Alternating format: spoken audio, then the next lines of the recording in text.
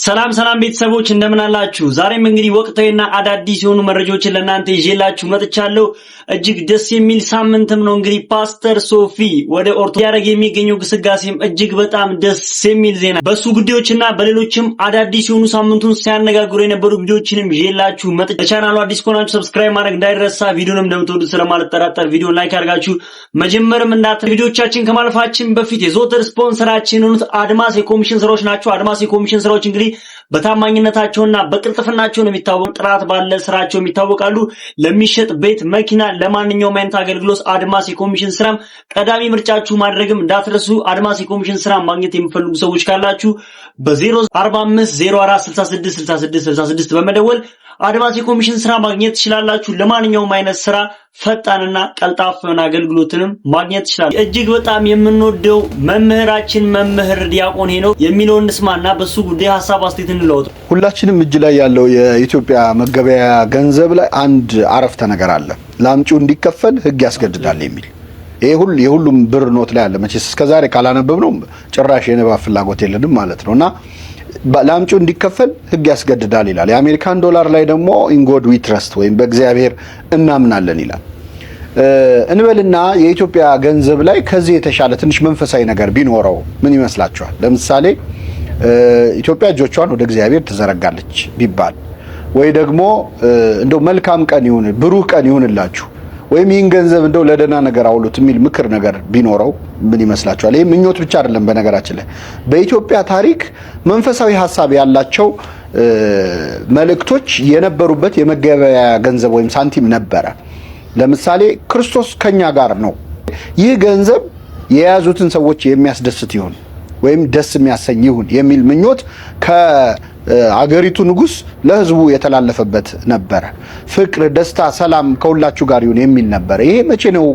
በየትኛው ዘመን ነው ካላችሁ የኢትዮጵያ የመጀመሪያው ክርስትናን ብሔራዊ ሃይማኖት ያደረገው ንጉስ ኢዛና በነበረበት ዘመን። እጅግ በጣም ደስ የሚል ሐሳብ። በረከት የሌለው ገንዘባችን እንግዲህ ገንዘባችን በረከትም እንዲኖረው ያደርጋል። ኦርቶዶክሳዊ መልእክት ያለበት ቢሆን እጅግ በጣም የተሻለ ነው ብዬ አስባለሁ። ብዙዎች በዚህ ጉዳይ እየተነጋገሩበትና ሐሳብ አስተያየታቸውንም እየሰጡበት ይገኛሉ። እናንተስ በዚህ ጉዳይ ምን ትላላችሁ? ሐሳብ አስተያየታችሁን ኮሜንት ላይ አስቀምጡ። ሌላ እንግዲህ ብዙዎች ሲነጋገሩበት የነበረው የዶክተሮቹ ጉዳይ። ምሁራኖቹ እንግዲህ በዚህ ሳምንት ሰላማዊ ሰልፍ ሊወጡ ቀናቶችን እየቆጠሩ ይገኛሉ። ጥያቄያቸው ምንድነው ካላችሁኝ እንግዲህ ደሞዛችንና ኑሯችንን የምንመራበት መንገድ ፍጹም የተለያየ ሆኗል የሚል ጥያቄ ነበር። ደሞዛችንን ለምንም አይነት አገልግሎት መጠቀም አልቻልንም እያሉ ድምጻቸውንም እያሰሙ ሰላማዊ ሰልፍ ሊወጡ ቀናቶችን እየቆጠሩም ይገኛሉ። በእነሱ ዙሪያ አንድ ቪዲዮና የተሰጣቸው መልስም አለ። እነሱንም ቪዲዮዎች እንከታተልን። ግዴታ መነሳት ያለበት ሐሳብ ስለሆነ ተከታተልን እንመለስ። ምሁራኑና ሀገር አገልጋዮቹ መኖር ከብዶናል እያሉ ይገኛሉ።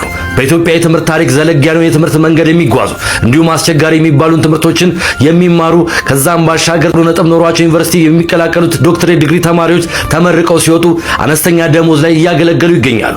ነገር ግን አንድም ቀን አማረው አያውቁም፣ ጥያቄ ማቅረቡ አያውቁም። አሁን ግን የመኖርና ያለመኖር ህልውና ሆኖብናል እያሉ ይገኛሉ።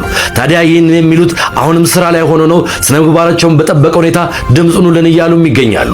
እኛ የከበደን የገባንበትን ቃል ኪዳን እጃችንን ከፍ አድርገን ለሀገራችን ላስተማረን ህዝቦች በሙሉ ማገልገላችን ነው ይህን የከበደን እያሉ ይገኛሉ። ከዛ ባሻገር አሁን ያለው የኑሮ ሁኔታ እንዲሁም የደሞዛችን ነገር ተመጣጣኝ አይደለም፣ ለዛም መኖር ከብዶናል እያሉ ይገኛሉ። ታዲያ ይህንን ጥያቄ ያቀረቡት በሰለጠነ መንገድ በምሁርነታቸው ልክ አሁንም እያገለግሉ ነው። ርኒንግ ስቲል ሰርቪንግ እያሉም ይገኛሉ። ያገለገልን ነገር ግን እኛ እያለፍን ነው። አልኪዳን የገባንለት ህዝብ ማገልገል ከማቆማችን በፊት እባካችሁ ድረሱልን፣ ደሞዛችን ይስተካከል እያሉም ይገኛሉ።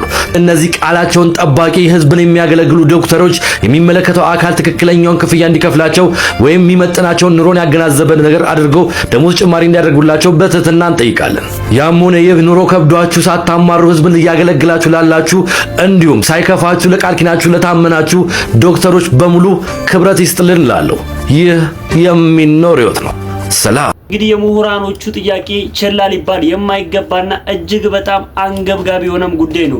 ፍላጎታችንን ማሟላት አልቻልንም፣ ደሞዛችን አልበቃንም እያሉ እንግዲህ በስራ ላይ ባሉበት ሁሉ ሶሻል ሚዲያ የምትጠቀሙ ሰዎች በሙሉ ስራችንን አቁመን ሰላማዊ ሰልፍ ከመውጣታችን በፊት ሁላችሁም ድምጽ ልትሆኑ ይገባል እያሉ ይገኛሉ።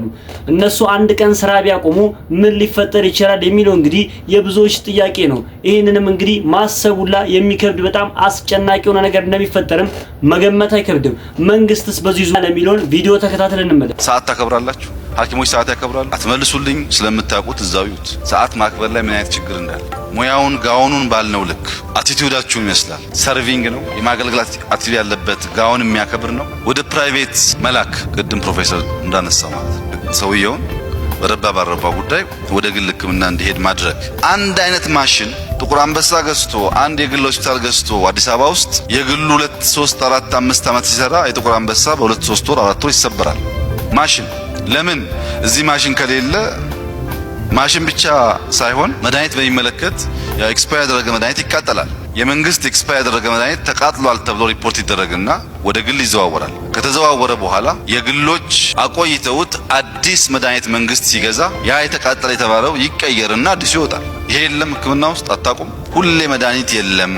የመድኃኒት አቅርቦት ኤጀንሲ መድኃኒት የለውም። ከህክምና ሙያተኞችና በኢንዱስትሪ ውስጥ አክተር ከሆኑ ግለሰቦች ውጪ ይሄ ሊታይ አይችልም። ሌላው አንኢቲክሊ ለራስ ምታት ለትናንሽ በሽታ ፕሪስክሪፕሽን ማብዛት የለም። ሲቲ ስካን ምናምን እያሉ ማዘዝ የለም ህክምና ውስጥ አታቁም። ይሄን ሰው እንዴት እንደሚማራ አታቁም። ግን የእናንተንም ችግር የእናንተንም አካባቢ ያለውን ስህተት በደንብ ነቅሶ ማውጣትና ማስተካከል ያስፈልጋል።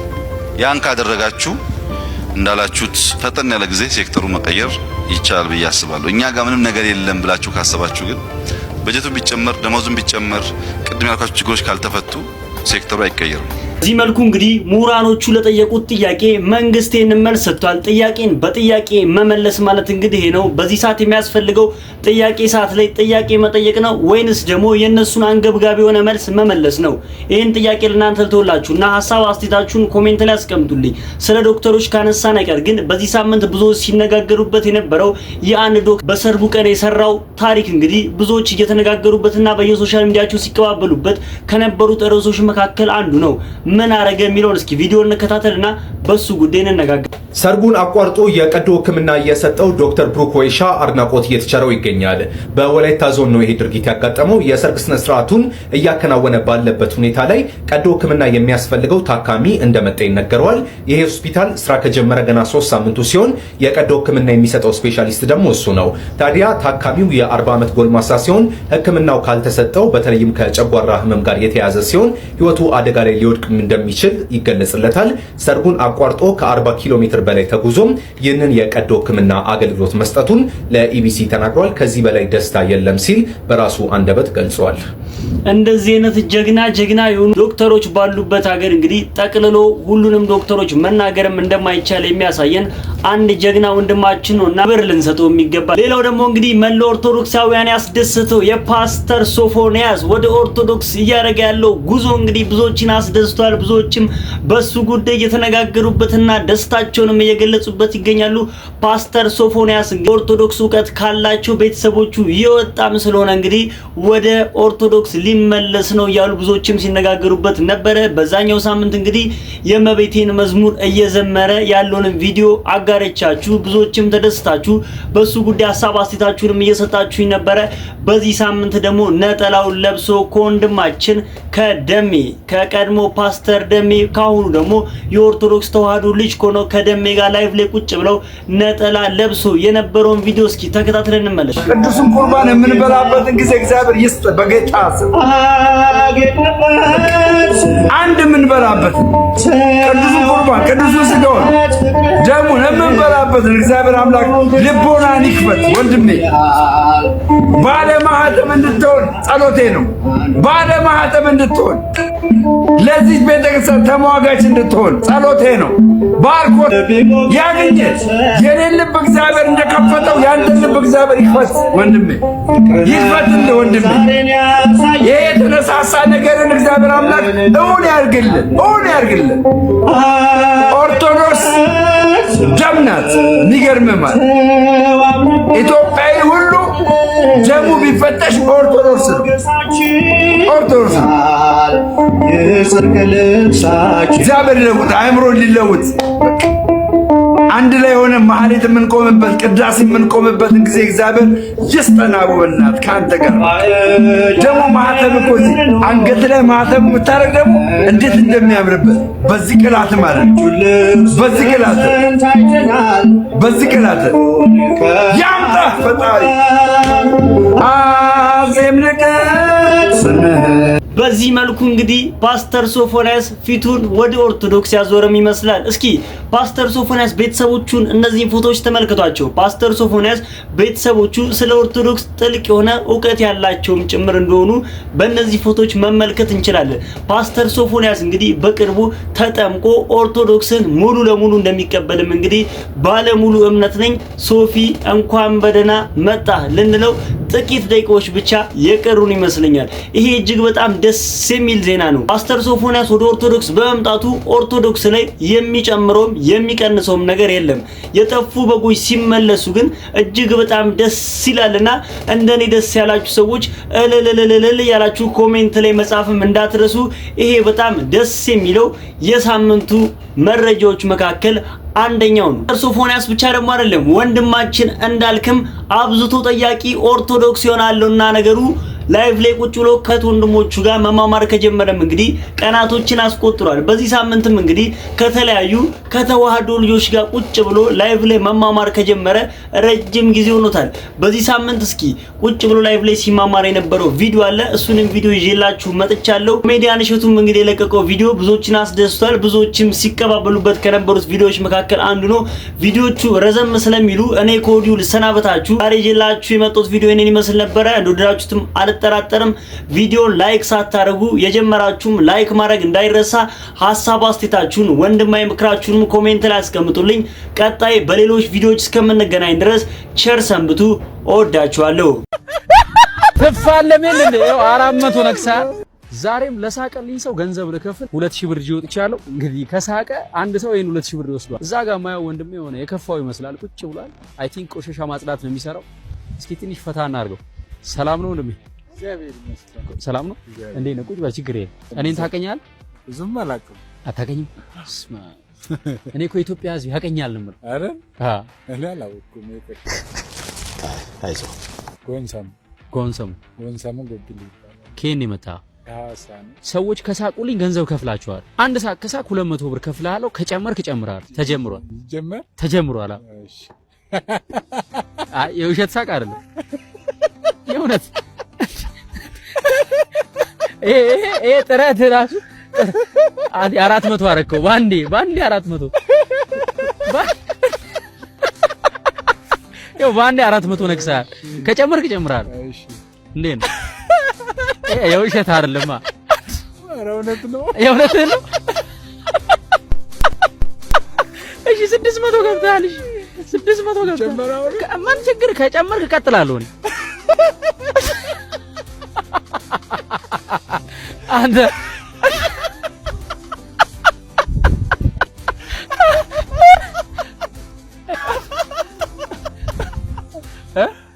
አይ ሪል አይደለም።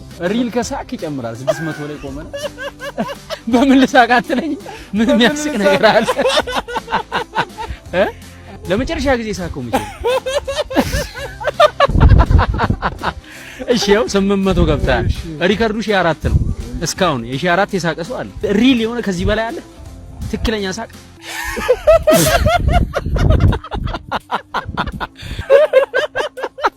እሺ 800 ደርሳል።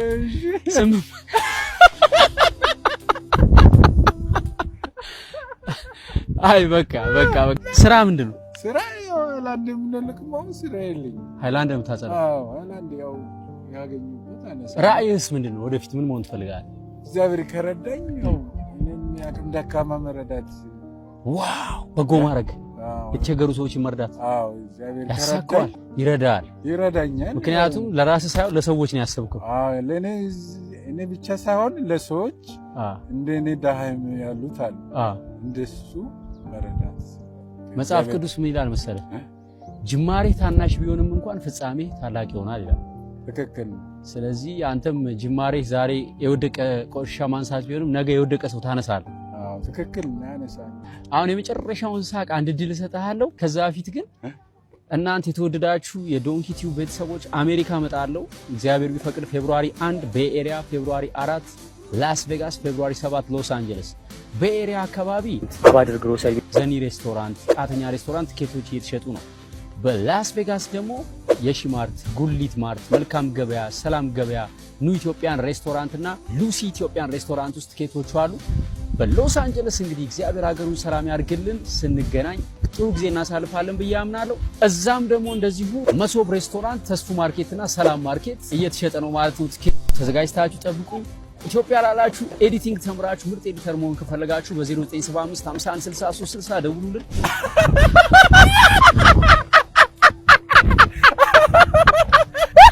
ተፋለምን እንደ 400 ነክሳ ሪከርዱ አሁንም አልተሰበረም። 1400 ላይ ነው ያለው።